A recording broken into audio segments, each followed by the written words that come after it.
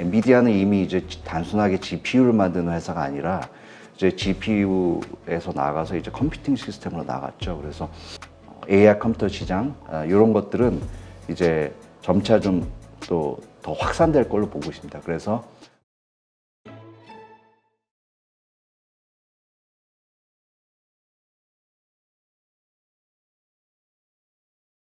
지금 미중 패권 전쟁 그 가운데서 이제 이 반도체 규제라는 것을 통해서 중국의 어떤 그 성장을 억누르고 있죠. 미국. 네네. 이게 상당히 효과적이고 신의 한 수다라고 표현할 정도로 공격적인 것 같아요. 효과적이고. 그럼에도 불구하고 중국이 가지고 있는 잠재력, 일단은 세계 최고의 거대한 시장, 그리고 우리의 뭐 인력이 반도체 인력이 10배 이상 매년 배출이 된다고.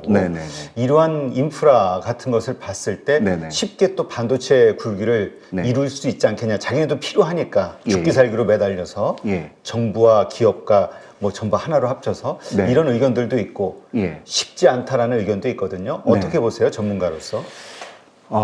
일단 그 AI 쪽에 대해서도 이렇게 보면은 AI에 대한 투자도 많고 인재들도 많습니다. 또 그 알리바바 같은 경우 이제 전자상거래에서도 이제 폭발적인 성장을 저희 어떻게 보면 한국보다도 더 시장도 크긴 하지만 실제로 이 전자상거래를 구현하고 거기에 대한 이제 수요가 폭발적으로 일어나고 그런 것들을 보면은 상당한 그 뭐랄까 포텐셜을 갖고 있는 가능성을 갖고 있는 그런 부분이 큰데 AI 쪽도 마찬가지입니다. 그래서 중국 이제 바이두 같은 경우에 작년 3월에 이제 뭐 어니봇 시연에 나섰고 이 미리 그래도 기술을 다 투자를 하고 이렇게 준비를 해서 어니봇도 이제 파라미터 2,600억 개다 상당히 이제 기술력이 있는 거죠.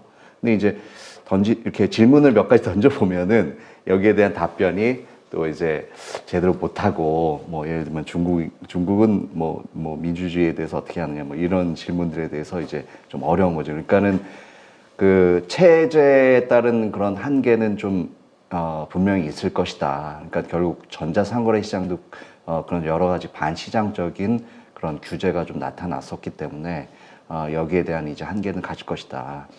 그리고 이와 맞물려서 이제 엔비디아 칩 사용을 좀 제재에 나서고 했기 때문에 중국이 이제 자체적으로 구축에 들어갔습니다. 그래서 화웨이 같은 회사들에서 이제 어센드 920 이런 칩을 설계를 하고 또 파운드리도 뭐 대만에 TSMC 있습니다만은 중국 기업 중에서는 SMIC 이런 데서 파운드리에 나서고 이제 자체적인 서플라이 체인을 강화하는 뭐 이런 쪽을 통해서 자기 기술을 키우고 이 전 세계적인 혁신에 따라가는 거는 분명히 뭐 가만히 있지는 않을 것 같아요. 로보틱스 쪽도 마찬가지입니다. 물론 뭐 일본 기업들도 굉장히 이제 로봇에서 기반 기술을 갖고 있는데 이거를 활용해서 또 시장화하고 하는 쪽에서는 중국이 상당히 이미 시장이 커져 있는 상황이기 때문에 여기에서도 빨리 이제 시장을 개척하고 만들어 나갈 것이다. 전기차 시장에서도 그랬죠. 그리고 그 전에 보면 이제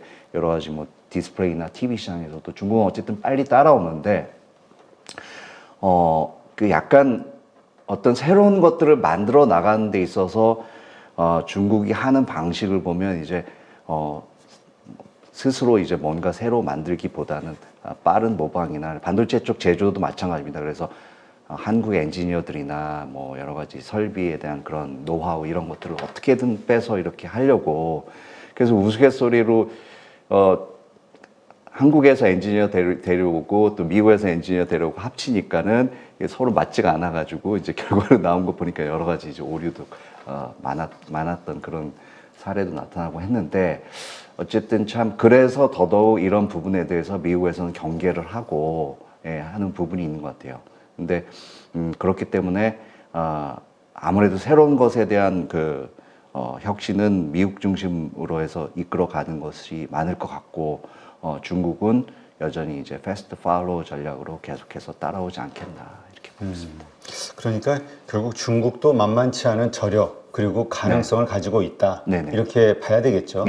근데 그러한 것들이 그 혹시나 그 반도체와 관련해서요.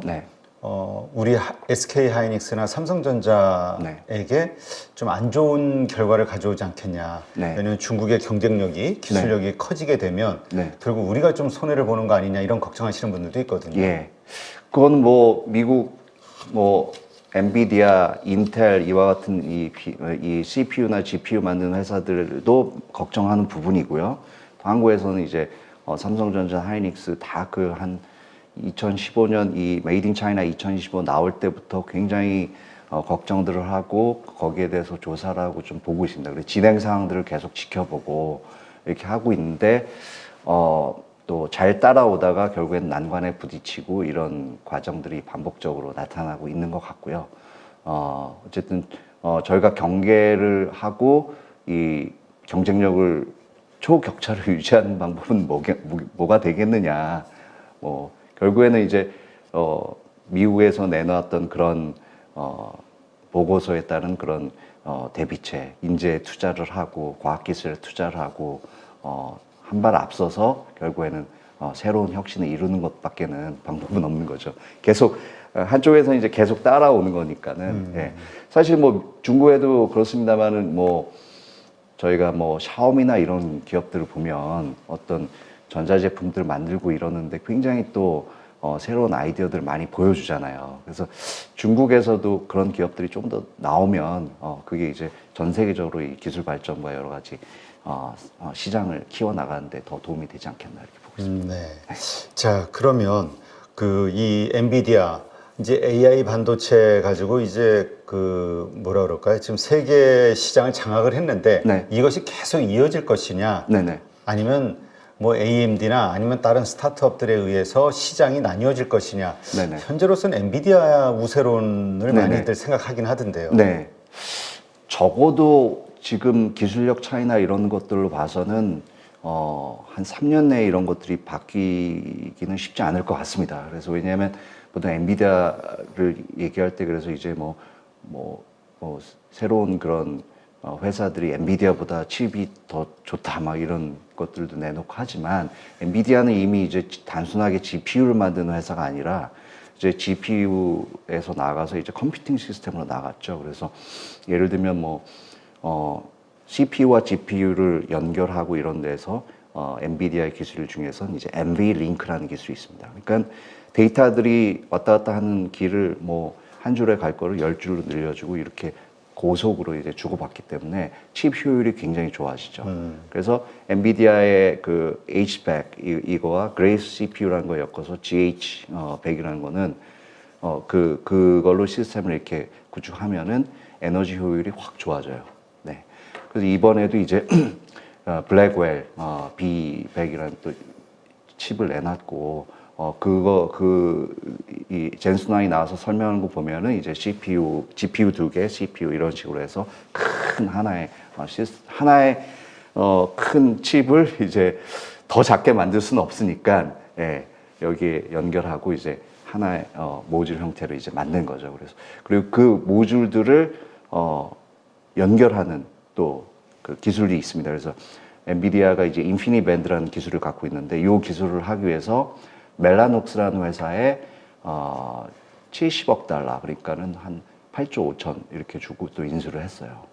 그래서 이런 이 서플라이 체인을 다 갖고 있는 거기 때문에 그러니까 AMD가 이제 10% 20% 따라오고 있지만 엔비디아만큼의 그런 효율을 고객에게 제공하기 위해서는 마찬가지로 이런 인프라에 대한 기술이 있어야 돼요. 또 소프트웨어 체계 이런 것들도 있어야 되는 거죠. 그러니까 엔비디아가 이번에 설명하면서 이 B200으로 우리가 슈퍼컴퓨팅을 구축을 하고 이걸로 이 일종의 구독 플랫폼으로 이렇게 해서 서비스를 제공하겠다 이렇게 하는 거니까 인프라에 다 투자하기 어려우면 우리가 이제 이걸 시스템으로 구축하고 여기를 통해서 이제 서비스를 이용할 수 있는 그런 형태로 이제 여러 가지 새로운 비즈니스 모델을 만들어 나가고 있습니다.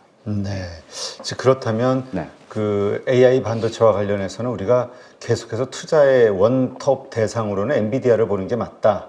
네. 이렇게 봐야겠네요. 네. 새로 AMD나 아니면 어떤 스타트업들 이런 거보다도. 그렇죠. 거기에 대한 부분 유지를 하는 게 맞지 않나 이렇게 보고요. 뭐 주가도 사실은 뭐 2조 달러 이렇게 올라서 뭐 지금 좀 최근에 또 가파르게 올랐습니다만은 엔비디아의 이제 재무제표나 전망치들 이렇게 보면은 이제 매출 자체가 엄청나게 성장하는 과정이 있고요. 영업이익률이 한60% 후반 이렇게 되고 그래서 내년도 기준으로 EPS 보면은 주당 순이익이 한 30달러 정도 됩니다. 그러면은 40배를 하면은 이제 1200불 가는 거고 예.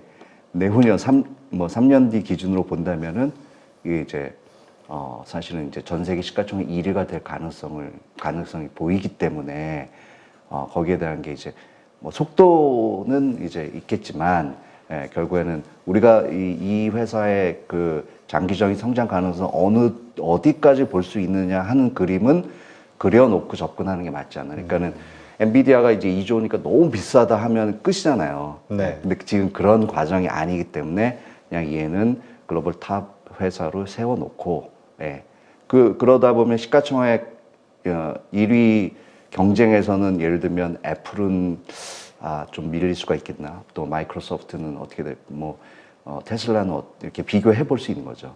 그런 그 경쟁하는 회사들이 한 축인 거고, 말씀드린 대로 다 엔비디아만 칩을 쓰는 것이 아니라 이제 AMD의 칩을 쓸 수도 있고 또 말씀드린 대로 로보틱스나 이런 쪽으로 이제 온 디바이스가 막 확대되면은 훨씬 더 가벼운 칩을 이제 또 쓸 수 있는 거죠. AI 그 GPT 이것도 마찬가지입니다. 메타 같은 경우는 이 매개 변수가 이제 한 100억 개 이 정도밖에 안 돼. 훨씬 적지만 굉장히 이제 모델이 가볍기 때문에 이 온디바이스에서 쓰기가 좋은 그런 부분도 있고 그렇기 때문에 이제 이 시장이 이제 확산될 때 이제 거기에서는 누가 또 이 기회를 잡을 거냐. 그것은 이제 상장된 미국 회사들도 있겠지만 또 한국의 이제 비상장 아직 이제 수면 아래에 있는 그런 회사들도 있고요. 예.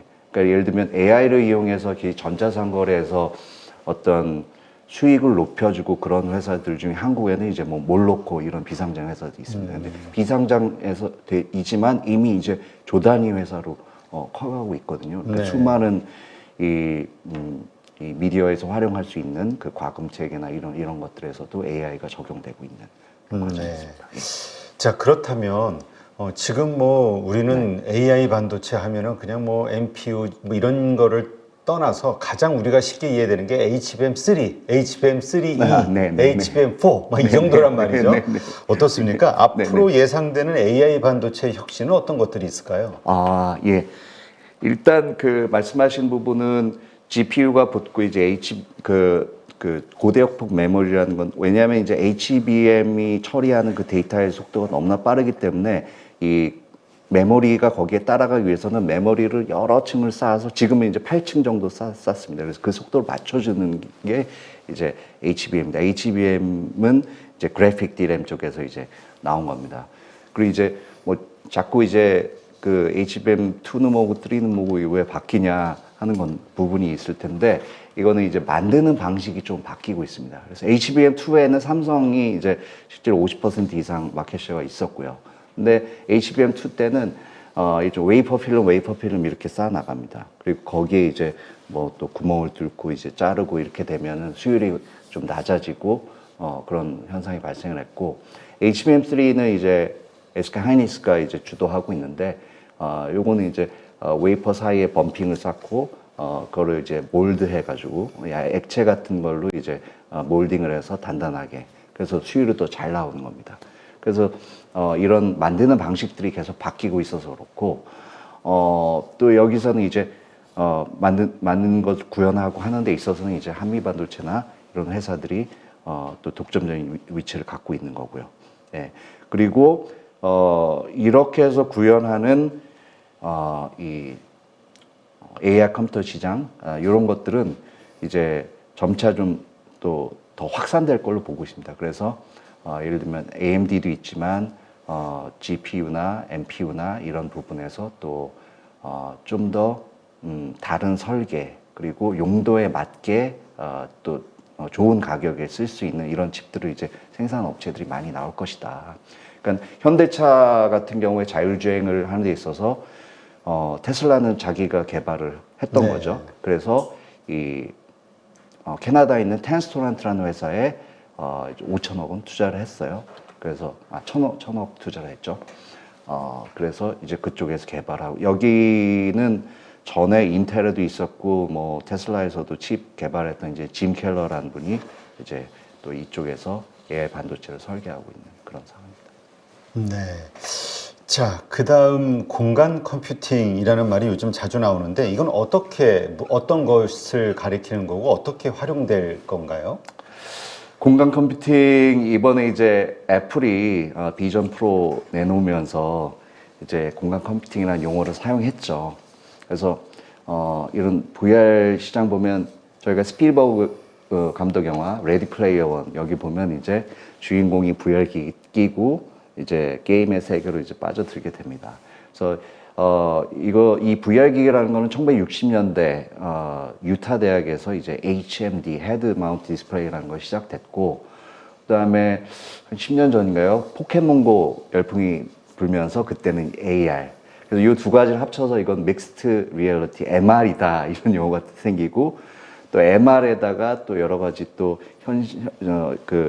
현실과 가상과 주고받는 그러니까 인간과 기계하고 상호작용을 한다 그래서 XR 뭐 이런 용어들이 나오고 있습니다. 그래서 이 공간 컴퓨팅은 2000년대 초반에 MIT 대학 논문에서 처음 이런 용어가 나왔어요. 그리고 그 이후에 이제 MIT 쪽에서 여러 가지 연구들이 진행되는데 한국 사람 중에서는 이제 이진아 씨라는 분이 이제 2017년에 스페이셜이라는 회사를 창업했고 2019년에 MWC 행사에서 마이크로소프트랑 이제 시연을 했습니다. 그래서 가상의 사무실에서 멀리 있는 그런 이 직원과 서로 같이 이 가상의 공간에서 작업을 같이 진행하는 그런 것들을 구현을 했고 그래서 이제 이 MR 기기, VR 기기를 통해서 이런 공간 컴퓨팅으로 연결되는 그런 부분인데 기술적으로 저희가 좀 극복해야 될 부분이 아직은 남아 있습니다. 그래서 최근에 뭐 애플이 이제 뭐 출시를 했는데 그 전에 보면은 마이크로소프트가 이제 사실은 선두주자였어요. 그래서 홀로렌즈라는 거를 2015년에 내놓고 이걸 이제 홀로렌즈 2 해서 이제 2019년에 계속 발전을 시켰고 그 미국 육군하고 이제 AR 헤드셋 개발하겠다 이렇게 했는데 그래서 뭐 2021년에는 앞으로 10년간 12만 대 도입한다 이렇게 계약까지 했어요. 근데 군인들이 써보니까는 이거 어지럽다. 그래서 지금은 약간 홀드된 그런 상태고 애플이 내놓은 것들을 보면은 이제 반도체적으로 이걸 해결하겠다. 그래서 칩이 두 개가 들어갔습니다. 그래서 M2라는 그런 CPU, GPU 역할을 하는 프로세서가 들어갔고 R1이라는 칩이 추가로 들어갔는데 요거는 이 VR 기기에 이제 12개의 카메라가 들어갑니다. 그리고 5개의 센서, 그리고 마이크가 6개예요. 여기에서 나오는 이미지나 청각 정보를 이제 아주 빠른 그 시간 내에, 그러니까 12ms, 그러니까 굉장히 빨리 이거를 처리해 줘야만 사람이 그걸 보고 듣고 할 때 어지럽지가 않은 기 때문에 그걸 이제 구현을 하려고 했죠. 그리고 그 전에는 지금은 다 이제 퀄컴 칩을 사용을 했었습니다. 네. 그리고 이제 메타 같은 경우는 또 이 퀘스트 3라는 걸 이번에 $500에 내놔서 애플 비전 프로가 $3,500니까 가격적으로는 굉장히 좀 실용적으로 좀 내놨고 어쨌든 이 해상도나 여러 가지 반도체적인 구현 이런 것들이 조금 더 발전해야만 공간 컴퓨팅 시장이 열릴 것이다. 근데 이 시장이 열리게 되면은 결국에는 메타버스로 연결됩니다. 네. 그러니까는 지구만한 가상의 공간이 또 새로 생기니까 거기에 우리가 여러 가지로 이제 비즈니스도 할 수 있고 뭐 게임도 할 수 있고 뭐 여기서 이제 화폐 뭐 블록체인 이런 것도 연결이 되고 새로운 시장이 만들어 나갈 수 있는 그리고 산업용 메타버스 이런 시장도 앞으로 굉장히 커질 것이다 이런 전망들이 나오고 있습니다. 네, 그렇군요. 하여튼 지금 하시는 일이 미래 네. 기술 그리고 혁신에 투자하는 네. 기업의 대표시니까 지금 양자 컴퓨팅과 관련해서도 우리 말이 많잖아요. 네네네. 네, 이 부분은 어떻습니까? 과연 이게 가까운 시일 내에 이루어질 수 있는 기술이냐라는 부정적인 전망도 만만치 않거든요. 네네.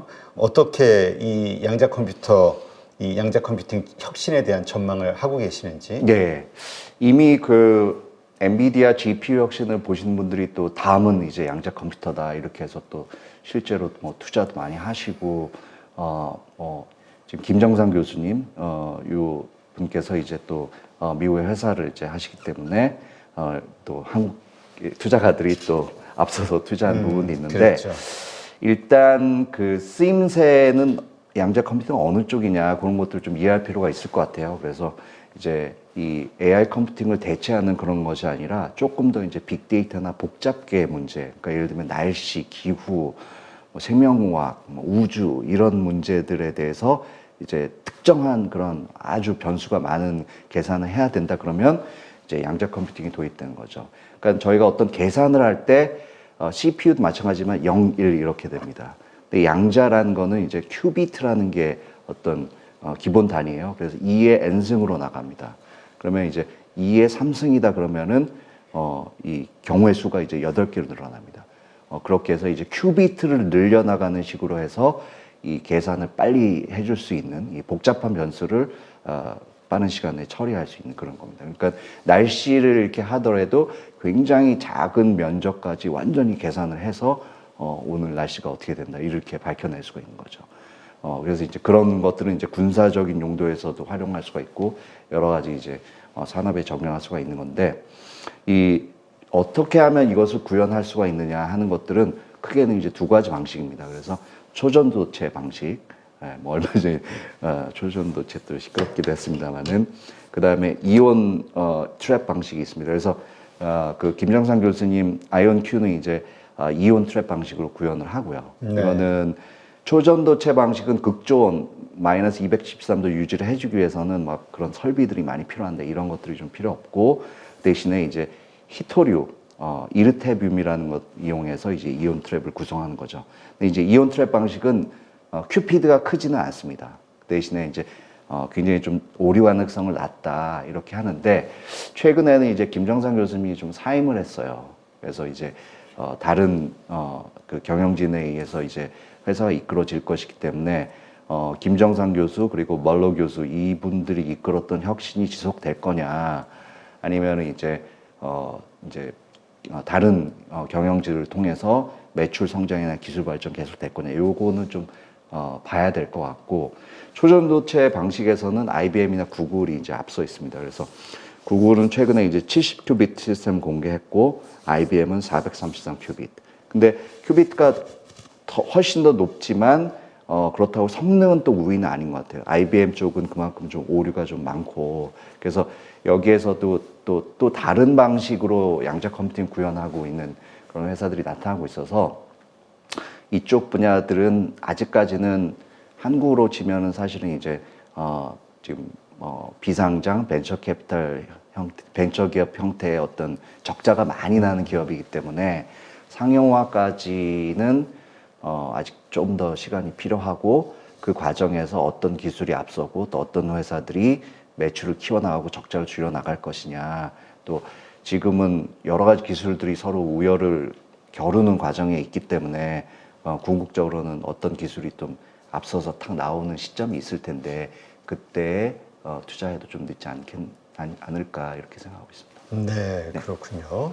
알겠습니다. 하여튼 참 우리가 현재 잘하고 있는 게 아니라 앞으로 잘할 것 같아. 그리고 또 네. 그런 기술을 가지고 있어. 네. 요걸 판단하는 게 참 어려운 일 같아요. 어렵죠. 돈을 왜냐면 지금 못 벌고 있으니까. 네, 어렵죠. 네. 근데 어쨌든 지금 말씀해 주신 이러한 것들을 좀 잘 참고한다면 네. 네, 그래도 좀 이렇게 많이 좀 좁혀질 수 있겠네요. 네. 네. 네, 오늘 이렇게 해서 AI 투자 전쟁 책의 저자시죠? 네, 송종호 대표님 모시고 오늘 좋은 인사이트 들을 수 있었고요. 오늘 감사했습니다. 고맙습니다.